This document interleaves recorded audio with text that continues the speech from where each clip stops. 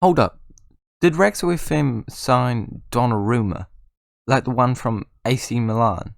The goalkeeper? Not the bad Donnarumma, the good, young, exciting Donnarumma that always turns out to be an amazing player. How the heck did he do that?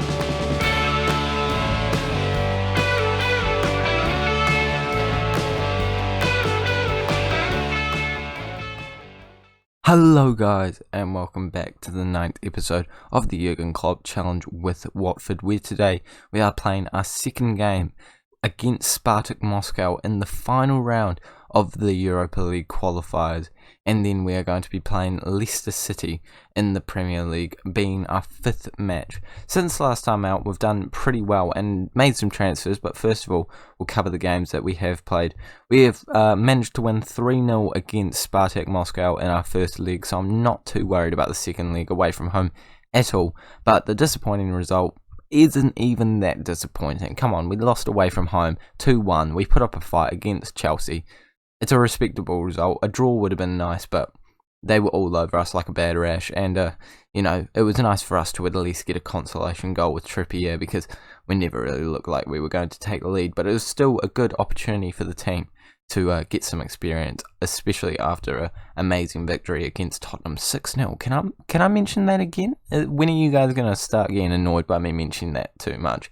So we did change the plan. We are going to show the Spartak Moscow game and then the Leicester City game so that you guys can see the deadline day in action. And also I feel like you guys care more about the Leicester City game than the Fulham game, despite the fact that Fulham have just been promoted into the Premier League. I still feel like, Leicester City's a bit more exciting, especially away from home. So I'll play that one off camera and we'll get through some more games in this episode. But of course, what you guys all want to know is how many players did I bring in? And it was only one. Donnarumma. It's a good one though. It's if I'm gonna make one signing, it's gonna be him. And honestly, we got him for an absolute bargain. $40 million. He was on the transfer list for the entire transfer window so far, but he's been up for about $98 million, I believe it was, and then he shot down to 39.5, and I was like, well, I need a goalkeeper, so let's do that deal. So I don't mind having him in our squad at all, but we've also gotten rid of a few players, and starting off with a swap deal almost. Not actually a planned one, but Golini, who is our former starting goalkeeper, has gone to AC Milan on loan, and he's meant to be their first choice goalkeeper, so that'll be interesting to see how he does for them.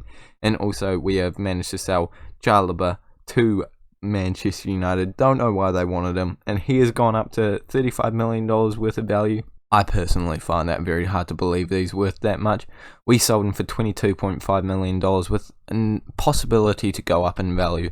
I just felt like we didn't really need him in our team, and with all of the signings that we've made, we've got much better options in the side. But I'm still looking at bringing in a few other players. I don't know if I've seen any offers out. No, there's none going out just yet, but I've still got $32 million. I'm not exactly eager to get rid of it all, because I'm kind of kitted out with this squad. I'm not going to lie to you guys. I'm pretty happy with the players that we do have, and we're just going to do some adjustments to the team quickly before we jump into this first game of the episode. After some adjustments, this is the team that we're going with. We've brought in a bit of a rotated side because I feel like we're pretty confident that we'll definitely not lose this game 3-0 at the most. So we've brought in Sarr to go back out onto that right wing. A bit of a rotation midfield apart from Quina, because he's turned into an absolute god among men lately. We've also got in Meisger as well as Cedric to give them a run for their money, and we've finally got Dani Olmo and Deulofeu on the bench. So that only leaves, I don't think that leaves anyone else injured. We've got João Pedro, but I don't think we really need him that desperately. So they'll probably make an appearance to try and get their fitness up. That's what I was looking for. And without any further ado, let's jump straight into this game. They've got a couple of players that you might recognise, including Tosan, as well as Schürrle, Sanchez, and my voice made it sound like there was another name that I was going to be adding to that list, but I couldn't think of anyone. I think I kind of recognised Korb in right back, but he's less of a marquee name than those other two. But either way, I'm feeling confident that we'll be able to pick up the win here. Korb again an injury, so probably a good thing that I didn't mention him.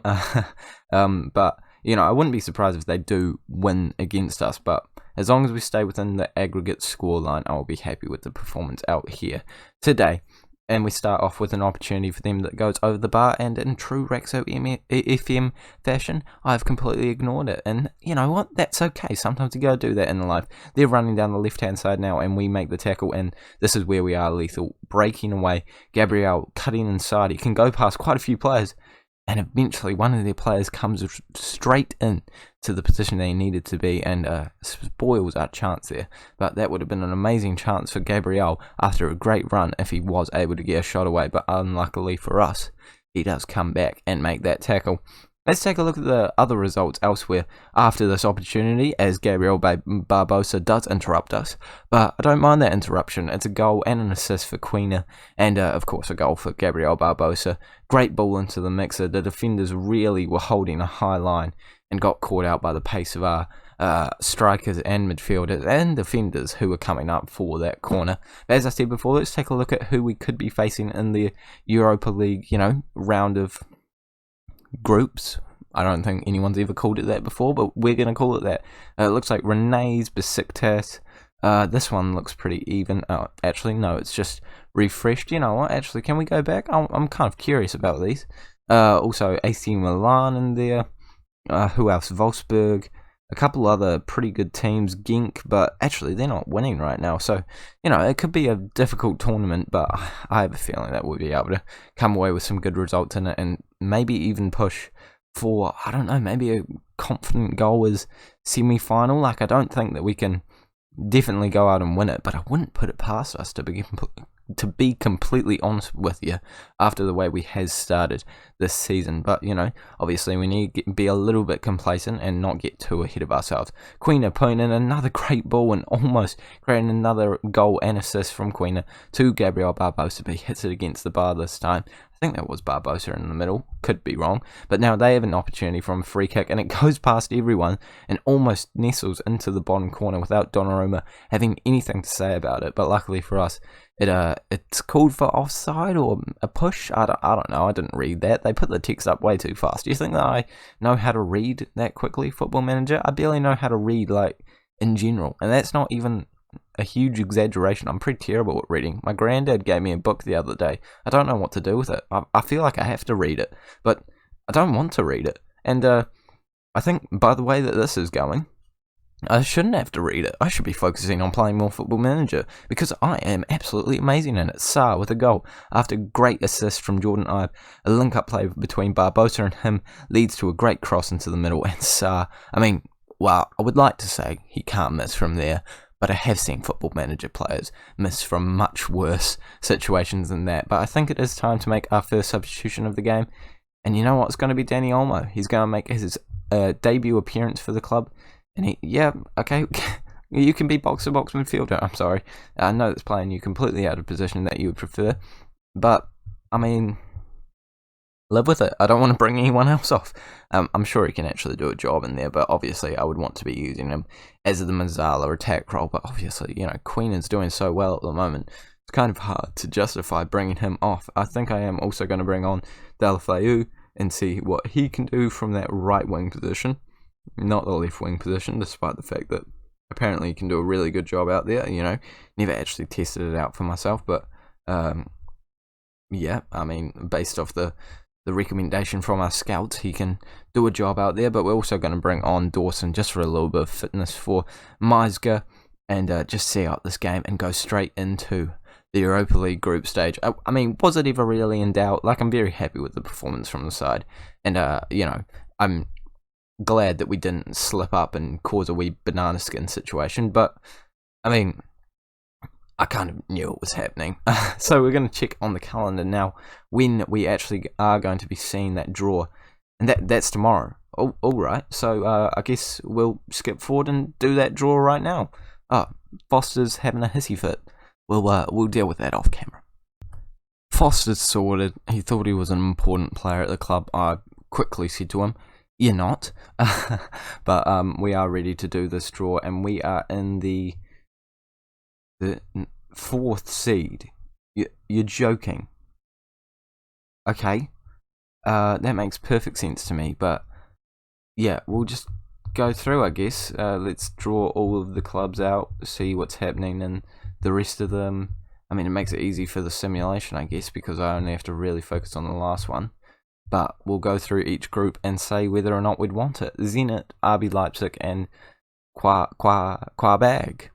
Yeah, I would like that. Could we have that? No. Sporting, Wolfsburg, and Milan. Wouldn't like that. Let's not have that. Good. Besiktas, that team, and Red Star. I'd take that. No, okay. Basel, Marseille, and Malmo. I think I would be okay with that. Yeah, no, not us. Porto, Sparta, and APOEL.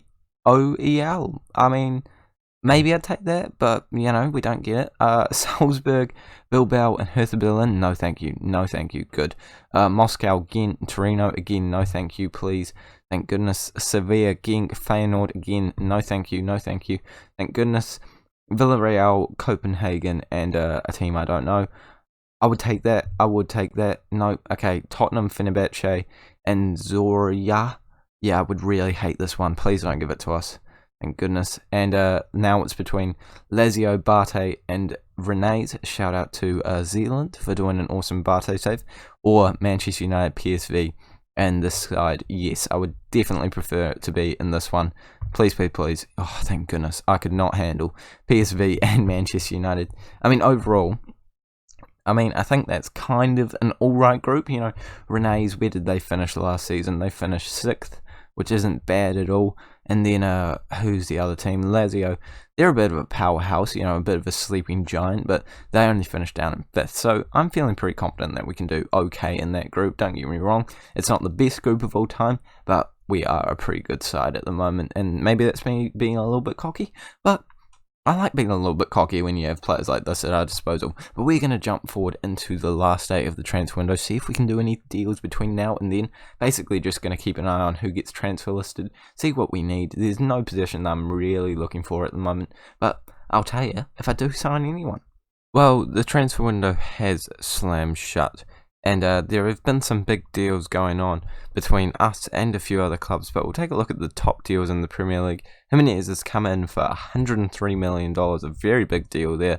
Mane has gone out, I imagine, to fund that deal, and Sancho is at Manchester United, just like he is linked in real life. Actually, by the time this video comes out, it might have been confirmed, but we have actually done some deals, and let's go straight into our transfers and take a look at them. If we go all the way down to the bottom, for the outs, we have gotten rid of a couple of players. We've gotten rid of Cabasele just for a bit of money, a player that we didn't need at all. $11 million, not bad at all. Pereira, someone that I thought would do really good for us last year, just was terrible. So I'm very happy to get him out of the club and get some good money back in.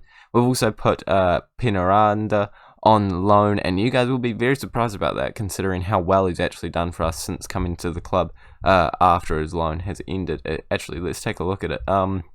He played 2 games in the Premier League, and he also played some games in the Europa League where he scored 2 goals in total. So he actually did pretty well and looked like a very good rotation option. But as I go down here, you guys will see exactly why I've made that loan move, because we have brought in Haaland. And I know I'm actually like a little upset with myself, because if you take a look at our squad, we've got Haaland, Tonali, then on the bench we've got Olmo, and then we've got Donnarumma in between the sticks.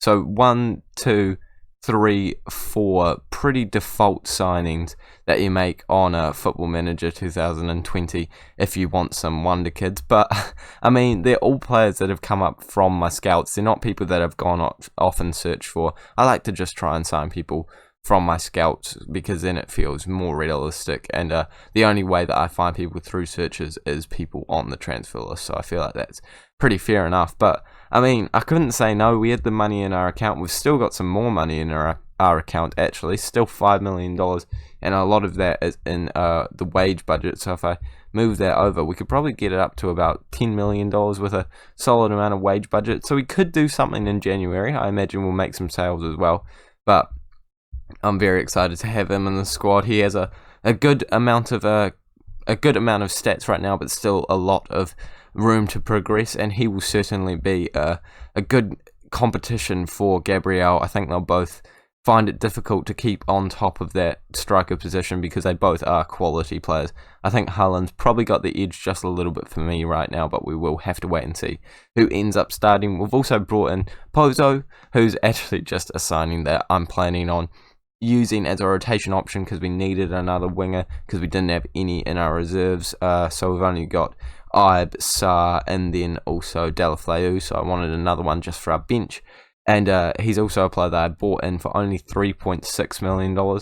So I know that if I sell him in a season or two, I'd probably get that back or likely make profit, to be completely honest. So I'm pretty happy with all of my signings. And obviously, since last time out, we have played a game. That game against Fulham was a 2-1 win. Not as comfortable as I would have liked it to have been.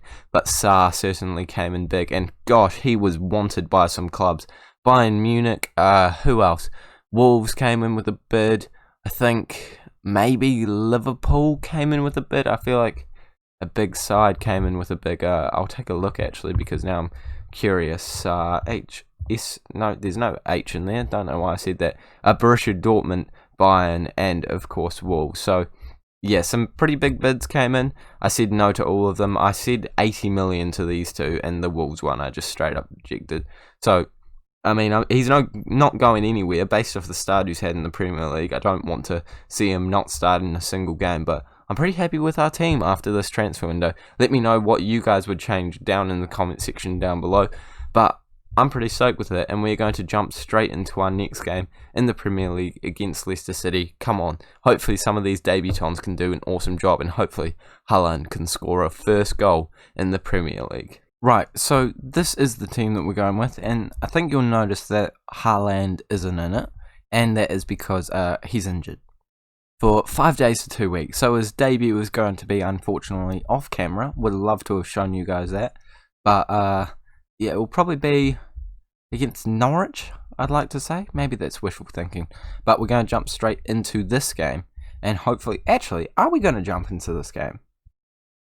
Nah, actually, you guys can see my first game against BATE in the Europa League. I feel like that's more interesting. And also, I get more simulation done off camera because I feel bad. I haven't simulated a lot off camera. Give me a minute, I'll do that. And then we'll get ready for this game. Hopefully, Haaland's back. Oh, it's 5 days away. Probably won't be, to be honest. 4-1 win away from home. A very good game. And one maybe you guys would have liked to have seen. Sarr scored a double, which puts him up to 6 goals in 4 games in the Premier League. This man is turning into an absolute beast in front of goal, and I cannot wait to see what he does in the future. This is the team that we're going with for our first ever game in the Europa League, and it is a very rotated one. A couple of debuts, including Pozo, and yeah, that's the only debut. But unfortunately, the man that we all want available, Haaland, is just not ready to be played just yet. So his debut will have to come off camera, unfortunately. Apparently, Doucouré's just picked up an injury, so I'm going to have to put Tonali on the bench, which isn't the worst thing ever, you know. How long's he out for? Only 3 to 7 days. So without any further ado, let's jump straight into it and take a look at Zealand's side, of course, BATE, and see if they have any players we actually recognise, because I couldn't even get a scout report on them, so that makes me feel like it could be an interesting one. Yep, none of them have a face, so I'm quietly confident that we'll be able to come away with all 3 points today, but that's just my opinion. Come on, let's keep our run going. No one reacts at all to that, probably because it's a rotation squad, and none of them were in the last game, so they probably don't know what the run was.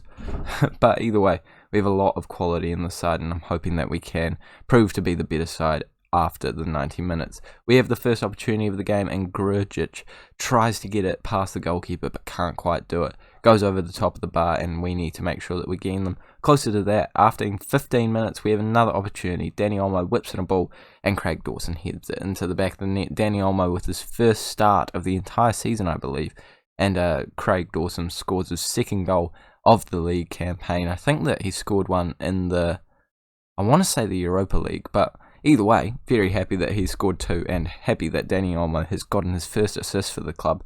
Very well played, and let's see how we can go in the rest of the game. Come on, another opportunity for us. Danny Olmo putting in another great ball, and Gabriel Barbosa is at the back post, able to put it into the back of the net. 2 goals, 2 headers, and 2 assists for Danny Olmo. Very good play from us so far, and I'm hoping that this game will get Danny Olmo back up to the right sort of match fitness that we need him to be at, because after that injury, it's taken him a while to get back to the level that we would expect a player of his quality to be at. It helps with his performances, definitely, as we can see here. Jordan Ibe plays it up to Gabriel, who is probably going to look for someone in the middle. Not really in the middle, but it's closer to the middle than he was before. Eventually, Bruno releases one, and it goes into the back of the net, and an easy assist for Cedric means that we have gone up to 3-0. And what a hit.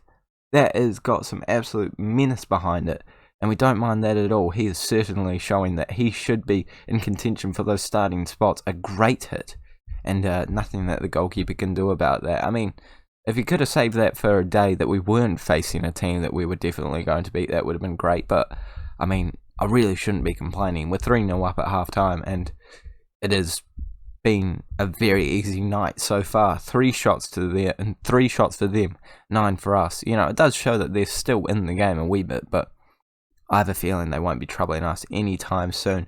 And as I say that, they have an opportunity where they are troubling us. But luckily for us, Holding gets in, but loses it straight afterwards. And they are trying to create an opportunity for themselves, playing it out onto the right wing and playing it back into midfield. They have got some good numbers up forward right now, but we might be able to hit them on the counter-attack if we do get the ball back. We don't. And I think they've just hit the crossbar there, or maybe just the top of the goal. But it was a good opportunity for them, and now they're coming back at us from a corner. And if they're going to score from us, I wouldn't be surprised if it was from a set piece or a long shot like that. Gosh, okay, they've definitely heard what I was saying in the halftime break and want to come back at us. But we make it a hat-trick of assists for Danny Olmo and a goal each for either one of our centre-backs, Holding with his second goal as well, and a good header. And I'm very happy that I signed that man. He is turning into an amazing centre-back for us. Not that he wasn't a good centre-back before signing for us, but, he's a great option for us at the moment. Danny Olmo going in with a lunging tackle there. Gosh, why do I say Danny Olmo every time? I just feel like it's because they're both one syllable. Danny Olmo. Wait, is Olmo 2? Olmo. I think Olmo is 2. Well, now I sound like an idiot. I don't know. It's just a quick name that rolls off the tongue. Danny Olmo. Should just say Olmo, shouldn't I? That rolls off the tongue slightly less. Maybe Danny? Can we call him Danny? Are we close enough with him to call him Danny? I'm not sure. He might feel a little uncomfortable about that. We don't want to make our players feel uncomfortable just straight off the bat. We want to get a positive relationship with our players. But, let's ignore that and actually focus on the chance at hand. And it is their chances. They're running up. Surely Foster will be able to save it, and he does. And now we're making our first substitution. Tonali is going to come on. Grujic is probably not how you pronounce it, but it's coming off. And they still have the corner opportunity, but Pozo is able to get the ball long. And Gabriel, can't run onto that because it's gone straight out. Pozo is probably the only player that I've been disappointed with in this game. I mean, I haven't seen anything from Ibe or Messina either, but, they've got good ratings. Pozo, he needs to pull his weight a little bit more if he wants to get some more opportunities in the squad. He's lucky to even be in the Europa League squad. I didn't pick Capoue over him because I just felt like we have a lot of midfield options and not as many wing options, so it would be intelligent to get him in. And it looks like BATE have come in and scored, but unluckily for them, I almost feel bad, but not bad enough to actually care. He's in an offside position. We don't get to see it again. Was it an offside position? What was it for? Yeah, offside. It would have been nice to have seen a replay, but, that's alright. We come away with a 4-0 win, and I'm very happy that I showed you guys that game. 4 goals in the Leicester game, 4 goals in that one. Either way, you guys got to see a good amount of goals, and Danny Olmo coming up with some amazing stats there. Player of the match performance, well deserved, and I'm happy that he is in our club. Finally got that deal across the line, and of course we're going to drop him a little bit of praise for that exceptional performance. But that is where we're going to end this episode. Thank you guys so much for watching. Make sure to tune into the next one where we will be. Well, where will we be? Maybe around this time? I don't know. We'll see how I feel. But as always, thank you guys so much for watching. Once again, make sure to like and subscribe if you are new around here for almost daily Football Manager videos. And I'll see you all later.